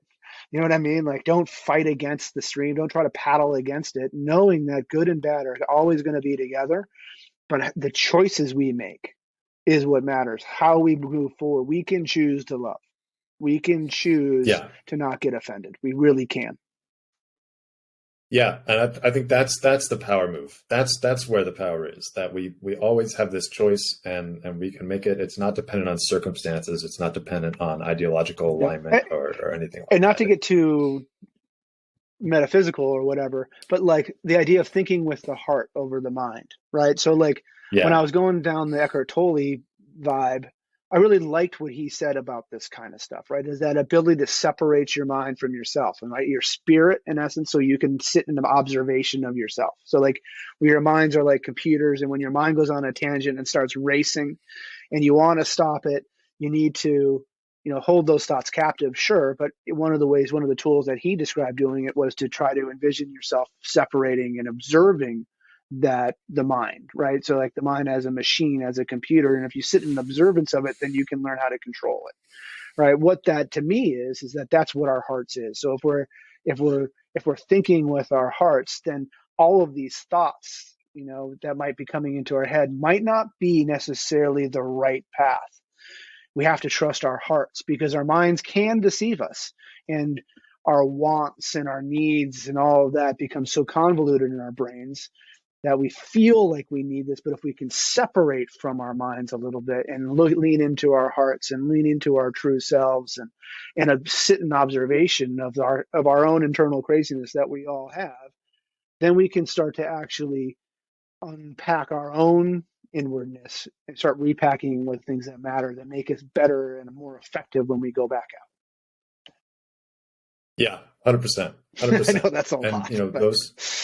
No. You'd be amazed at how relevant what you just said is to just like our whole body of thinking here, in the sense that the notion of thinking from the heart ties together a lot of philosophy, because we've, for thousands of years, since I guess Aristotle or something, have been thinking of people as, the rational animal, that we have this ability to think, therefore we're rational.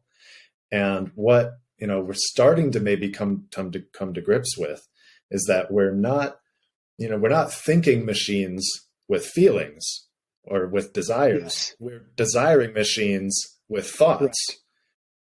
And the thoughts tend to be almost exclusively subservient to the desires. So only by educating and evolving the desire and sense of priority can we evolve the conclusions that we come to and do better. And again, it comes back to the mustard here, right? In the sense that that's what the mustard wants to do, is empower and teach people and give them the tools to kind of be able to discern and differentiate that. Because if the whole world just keeps going and reacting to our thoughts, we're just going to keep going down this negative path. But if, like you said, if we can raise a bunch of warriors out into the empathetic warriors into the world that are actually out there thinking with their hearts, discerning their thoughts, then we can really, really, really make change in this world. Truly. Yeah. Cal, I should probably just jump in, Cal, and actually ask whereabouts people can find links for the mustard and where they can get involved, just so we don't forget. So on our site, themustard.co, THEMUSTARD.co, that's our main landing zone. So on there, you can join our Discord community and start to build a conversation internally there. We are probably right after the first of the year, realistically, because I just don't think this is the right time to start the next level of crowdfunding. But we'll probably start a new crowdfund in January at the top of the year to really start growing this. And in the meantime, we have Instagram, Facebook, LinkedIn. Please like and follow everywhere you can, and just show that our community is growing, because the more people that can even just become part of our Discord or give us the likes and all of the social media stuff that is how the world grows right now will just give us the credibility and from an investor standpoint that we need. So if you like what you're hearing, give us some follows and some likes, just so that we can really begin to convince others that we need to be thinking with our hearts. 100%, 100%. And I would love to help make the love force, truth force cool, because that's the ball game right there. Yeah. If you make that something to aspire to, then people aspire to it, and you don't have to tell them to aspire to it. You don't have to convince them. Yeah. And again, I will say this too, like a lot of people in this space, like hopeful content, right? Now I know that can be like boring. Like, what's that going to look like? You know what I mean? Like, here's the thing is that I believe every genre is redeemable. I believe whether it's gaming or horror or whatever, you can redeem it, right? So, I know a lot of people in these spaces in the past have, the demographic inside of this space of content has shrunken significantly because of the fact that it's become inauthentic, and because people are too afraid to show sex, drugs, rock and roll inside of this content because they feel it will glorify it. And I say, I'm going to call BS on that and say we've failed inside of that world, because of the fact that regardless if it's in the content or not, it's definitely in the world. And any young person doesn't need to go very far to know a friend who's doing whatever or to see this on the street. What we need to be doing is absolutely showing it in our content through all of our genres, and then showing people, giving people hopeful experiences and ways through it.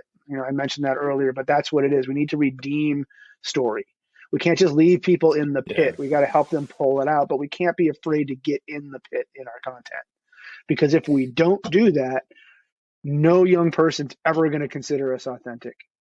And that to me is where the true paradigm shift in content inside of this space needs to come right now. And, I hope that the mustard can kind of be one of the leaders inside of that paradigm shift, content wise. That's awesome. That's awesome. It makes perfect sense. Like there's the cynicism. I heard someone say that evil is the lazy way to interesting. It's hard to make. It's hard to make like heroes interesting. Agreed.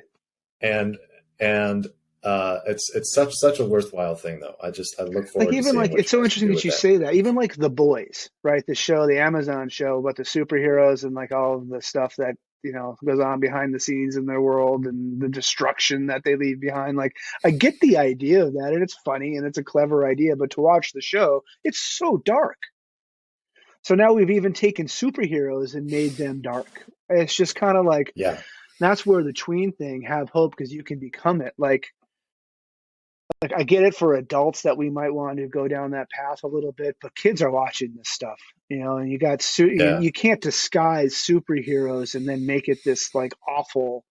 Like I get the intention. I'm not a hater on that. Like I've watched the show, I get it. But we have to be careful. You know what I mean?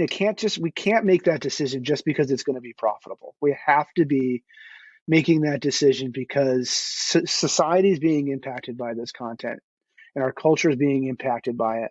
And we, as the creators of it, do now really start to have to take some responsibility, truly. We have to. 100%. 100%. I want to leave a couple of recommendations just in case you haven't heard about these things. All day long. Right in this vein. All day long. Morgan Spurlock did a TV show called 30 Days. Mm-hmm. Do you know about this? I don't know. I know Morgan, but I don't know that show.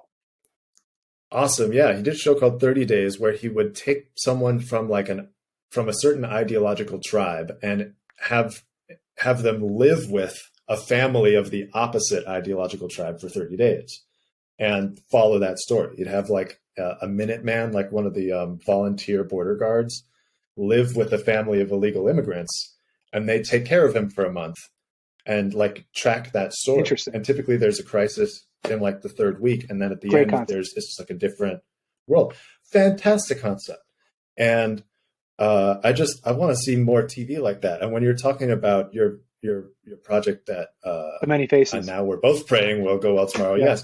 Yes, it sounds like a very similar. It is. Yeah, I'm interested to hear that. kind of Actually, thing.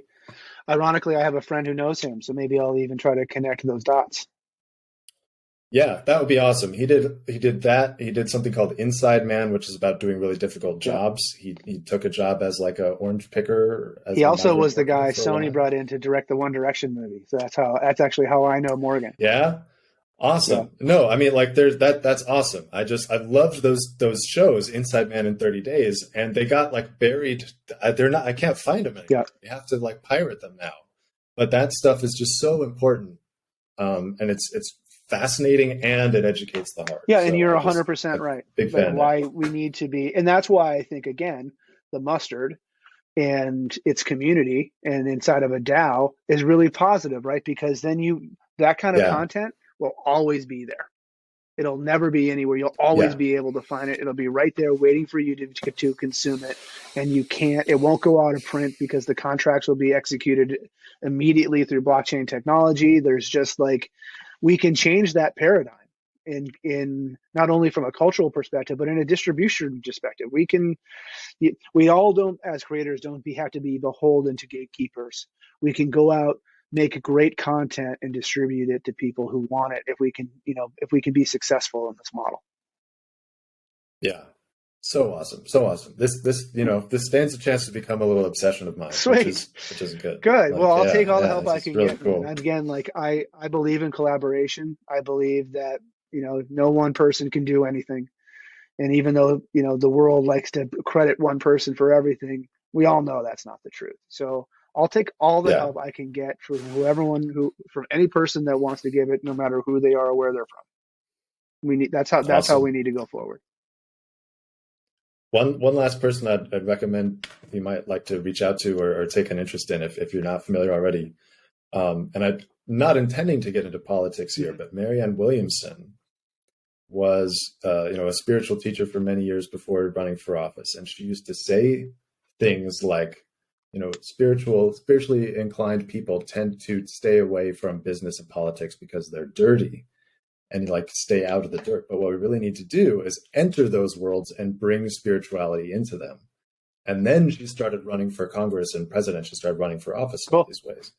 And I just have so much respect for that. I think she'd really dig, I have respect for that trying too. to do. That points to like that kind of call to leadership in our lives, right? When that moment finally does come, like even if it might feel like not the right thing, we have to have the courage to walk towards it. Yeah. And just, bringing these principles into the halls of power and into the halls of influence and media distribution. I think that's where the levers are, man. That's the control center. I think it's really important work. It's awesome. Agreed. Awesome. All right. I think it's a pretty good place to finish up, Cal. We'll be sure to put all the links for the Mustard and the Mustard Discord in the description below. But I think everyone at Ideamarket is now going to be keeping a keen eye on the Mustard. Cool. We're all aligned, and we all back this idea of hope being out in the front. But yeah, thanks for coming on, and Merry Christmas and Happy New Year, man. Hey, Merry Christmas, Happy New Year, Happy Holidays. And again, I really want to say to both of you how grateful I am for taking the time. I really am. It's not just words. I'm really, really appreciative for you to give me the opportunity to speak. This is the first one of these I've done, and I won't forget it. And your words are inspiring, and it helps me as I sit inside of my little production space here in my garage trying to build this thing. It just gives me the energy to keep moving. So I'm really grateful to you, and the mission's important, so we got to keep doing it. So thank you so much. Yeah, truly, thank you. Great pleasure. Thank you so much. And I can't emphasize enough. My door is always open if there's anything we can do to help. Right on. Because I think you're just on the bullseye, man. Right on. And just jump on that bullseye. Jump on it. Cool. Well, let's get some other people too, so I can I'd like to buy some groceries. Yeah. I'm kidding, of course, but it is. It's scary sometimes when you're out starting this stuff up. I've never really been in this position before, so, but it's also inspiring, and I can't wait to look back on it. 100%. Right on. 100%. Cool. Great to meet you, Cal.